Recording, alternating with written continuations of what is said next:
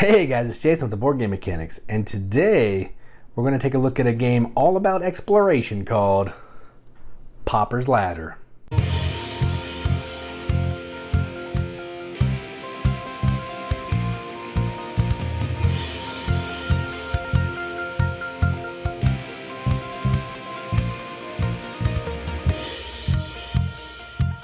Paupers Ladder is a 2 to 4 player game where players are taking on the role of a pauper, hence the name Paupers Ladder, and their bird, their aviary. And what they're trying to do is they're sending their bird out to distant regions, trying to encounter monsters to defeat, to score some trophies, maybe get some treasure chests that they can crack open and get some gems, maybe get some ingredients to help make some potions. But while their bird's hanging out in other distant regions, they're also traveling distant regions to do the same kinds of things. What they're trying to do is they're trying to become the best pauper in the land. They're trying to be the most virtuous pauper in the land by completing 3 virtues before other players can complete 3 virtues. And if they can do that, they've climbed the ladder and they've won the game. That's a little bit about the game. Let's go down to the table, see how it plays.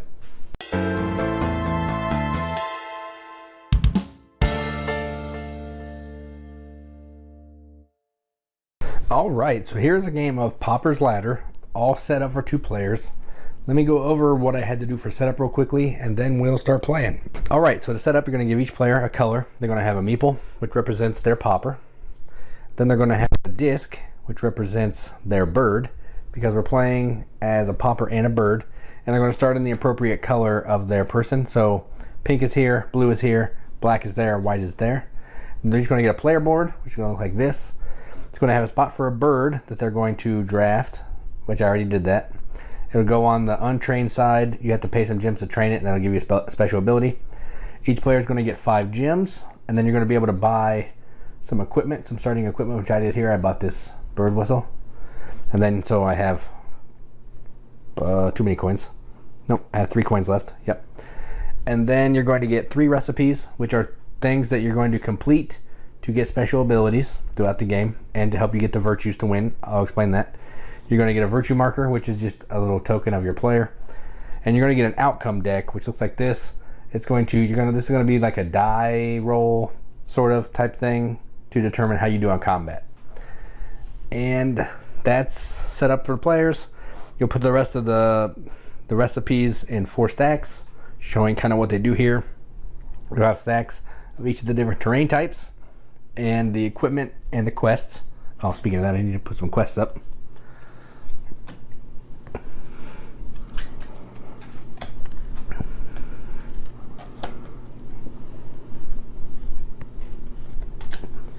And then we're ready to roll. All right, so the point of this game is you're trying to be the first person to complete 3 different virtues. So you have 5 possible virtues that you can get. I guess, yeah, so 5 virtues. You can get the virtue of generosity by discarding 40 money. You can learn 5 recipes to get the virtue of knowledge.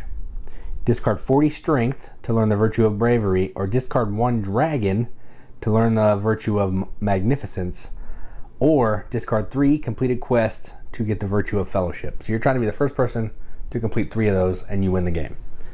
So the way this game plays is essentially an exploration game, and you interact with events, hazards, ingredients, and you're just trying to get things that you need to complete your recipes and kill monsters.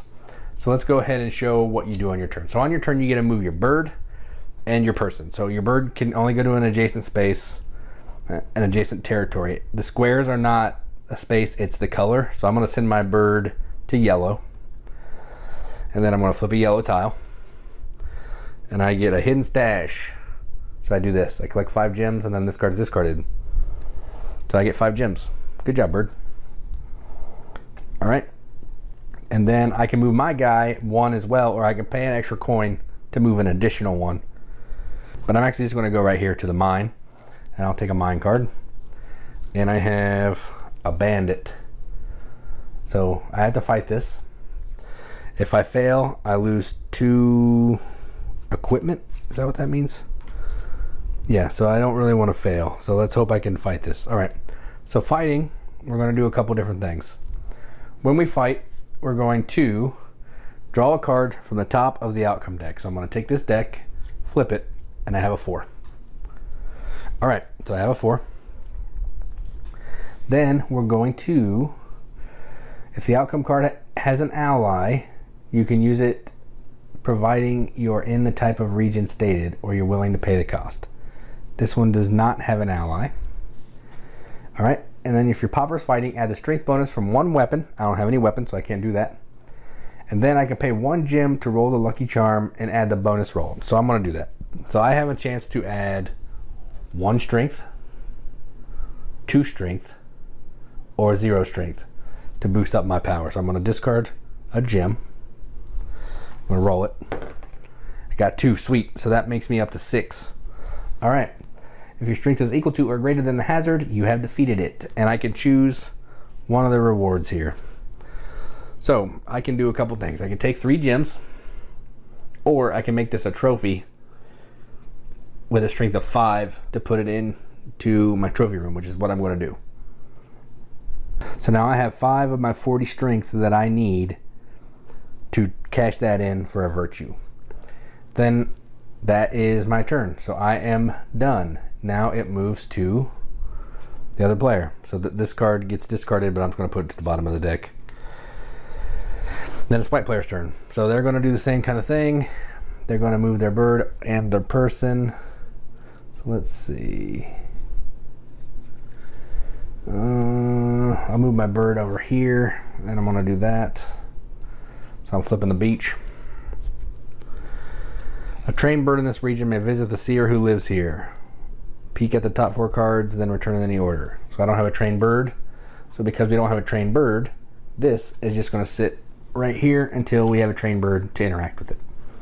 Then I'm going to move my pauper to, I'll go here to brown, to the swamp.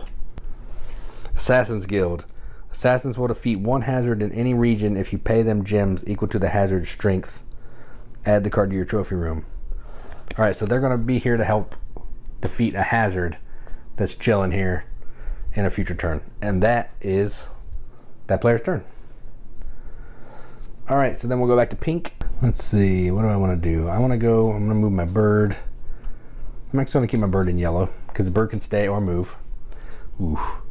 So the bird is fighting a sandworm. Okay, so we're going to put that there.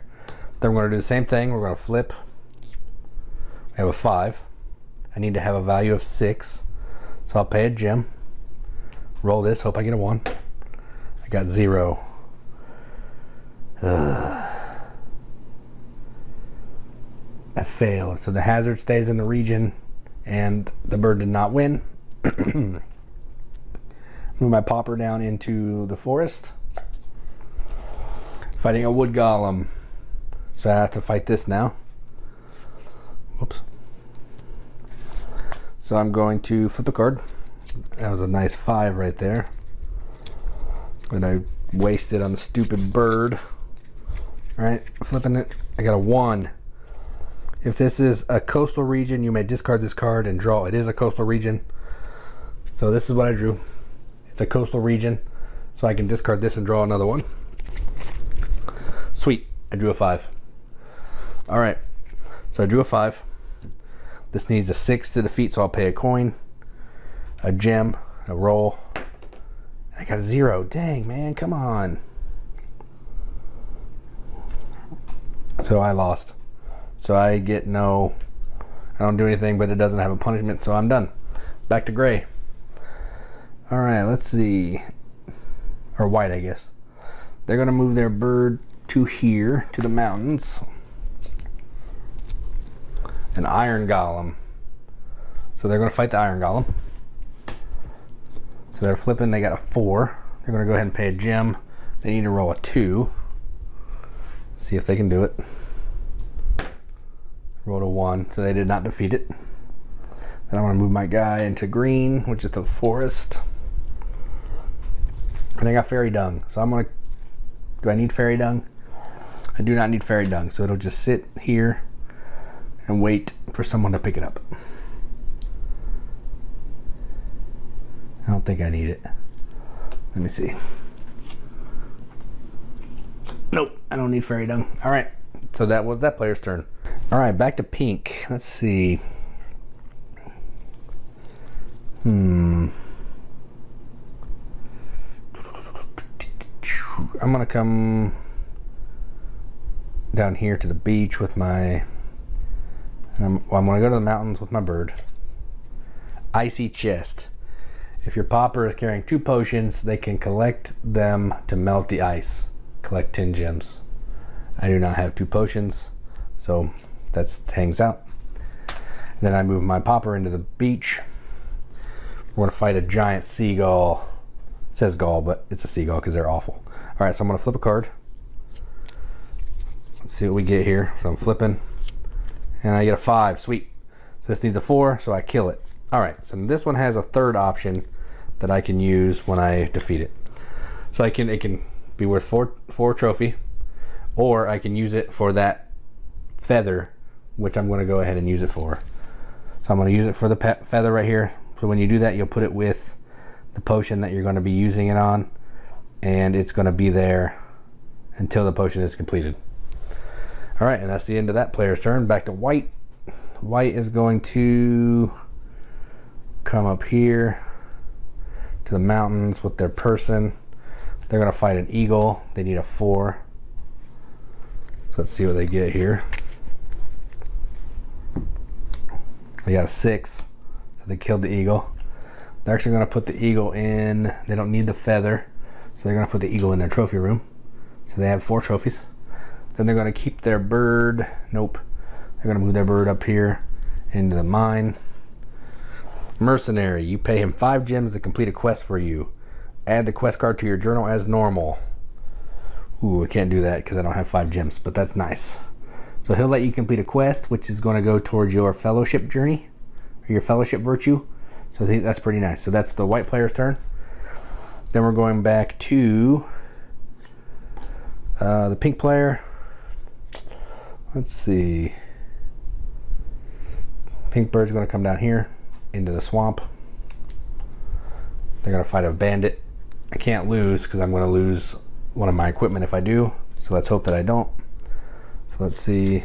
Come on. Got a 1. Pay 3 gems. Roll the lucky charm die 3 times. Add the number. Okay, so I'll do that. I need 4. So I need to roll 3. So I'm going to pay 3 gems. So I'll pay 5, get 2 back. I'm going to roll this 3 times. 1, 2, 3. So I rolled 3 and I have 1. So I have 4. So I defeat the trickster. And I'm going to use it as another trophy. So that'll be 9 that I have in my trophy room. And that was my bird. Now I'm going to move this one over here into the mountains.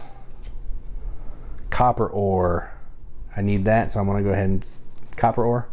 So I'm going to go ahead and take that and put that with my strength potion. I'll be 1 step closer to completing that. All right, so this is how the game plays. You're going to keep going this same way until some player has completed their 3rd virtue, and at that point the game is over and they win. I think I've showed you everything. I showed you how to fight monsters. I didn't show you how you can search in the towns, but you can go to the towns, and if you want to buy equipment, you can look through all the equipment and buy one, or sell. You can sell one of your own equipment back for half the cost rounded up, or if you have what you need to complete a quest, you can go there, complete a quest, get the reward. It goes in your journal. What else haven't I shown you? I haven't shown you how to complete a recipe, but when you do that, you'll simply say I had all these ingredients. I would just take it, I'd flip it, I would have that ability, and it would go in my recipe book right there. So I know that I have that ability. And the only other thing left is killing a dragon, which dragons are hard because you got to find them in these decks. And there's also paying gems. Discard 40 gems. That's really tough as well because it's hard to get money. So yeah, that's how you play Paupers Ladder. Let's go up to the top, see what we think about it. All right, so that was Paupers Ladder. Let me get started by talking about this game a little bit and why I'm even playing it, because this is way far outside of my wheelhouse, but let's just talk about that. So I saw this on one of the Facebook groups. They were looking for reviewers, and I saw this box cover and I thought it looked cool because that's some cool art. I like it. So I reached out to the designer and he sent me a copy. So I got it cracked it open, saw all the cards, then read about it, realized it was kind of an exploration game in the vein of Talisman. I haven't played Talisman, but I've heard people say that it reminds them of that, where you're going to a place, you're doing the thing that you explore, which is what this game is at its heart. So yeah, I just want to tell you a little bit about the game and why I'm playing a game that's so far outside of my scope. So that being said, let's talk about the game and what I like about it. I'm not going to do a pros and cons, but I'll just give you some stuff I like and stuff I didn't like. So it'll be a pros and cons, but I'm not going to put the fancy stuff up on the screen. So what I liked about this game is I like that the exploration theme felt really thematic. When I'm going to a space, I don't know what's going to pop up. Could be a bad guy, could be a monster, could be ingredients for my potion just laying on the ground, could be some people that are going to help me complete a quest later, could be a treasure chest. I don't know. It's a crapshoot. Just like if you were exploring back in the day, you didn't know what you were going to find. You were going to go west, young man, and then see what's out there. Maybe you boom, maybe you bust, that kind of thing. So I enjoyed that. It was fun. I liked the way the in-game condition worked, where you're trying to be the first person to get the 3 virtues. The virtues are tough. There are 5 different ones. You only have to pick 3, so you can kind of spend your first part of your game working up a couple of those, and then for that 3rd one, you're just going to hope that you're doing it right. And the dragon one is really hard. So if you're going to focus on that, you need to explore, get those cards out, because you got to get that dragon, you got to get some weapons, all that stuff. So I enjoyed that. That's an interesting and fun way to end the game. I like that you had 2 characters essentially to move. You have your pauper, you have your bird. So your bird's going to go to an adjacent region or stay where it is, take some actions, fight a baddie, collect goods, whatever. And then your guy, your pauper, can move however far they want, as long as you pay a coin for every space past the adjacent one that you're moving. So it feels like you're doing a little bit more in your turn than just moving one guy, because I feel like if you're moving just one guy on your turn, might take a way long time to get going. I liked that the die, the little extra power die, I liked that you could pay for that to roll it. So maybe if you're off from beating a baddie in your outcome deck by 1, you could maybe roll that die and get that one that you needed, or possibly a 2. But it does have the 0, and that makes it a little bit meaner. So those are the things I like. It's a pretty fun game. I enjoyed it. Now let me go to some things that I didn't like about it. I'm not a big dice rolling for combat resolution fan, and that's what this game is. Every time you fight a baddie, you flip one of your outcome cards, which is essentially the same thing as rolling a die. But these cards may have some special abilities where if you're on, like I showed you in the playthrough, if you're next to a region on the coast, you may get to put that away and then flip another one to give you other shots. You can pay for that die to help you have more random chance to go with the random flip, so double random, to try to defeat the monster. I am not a fan of that. I don't like that at all. This is that's the biggest thing about this game that I didn't like. If there was some other way that if I encountered a baddie, I could defeat it, I would have liked it a lot better. Second thing I didn't like is it went on for a long time. The box says 60 to 90 minutes, and I think we played it for about 2.5 hours. So that's a little long for this type of game for me, especially with the main mechanism of the game being something that I didn't really enjoy. So overall, though, even though I didn't really like those things, I know people do like those things, those mechanisms, the flipping for outcome and combat roll resolution type deal. I know people like that. It's not for me. So if you're a fan of that, then this game's probably for you. So I'll put some links in the description on where you can find this if you want to pick it up. And yeah, so that's Paupers Ladder. I'm Jason with the Board Game Mechanics. And as always, keep gaming.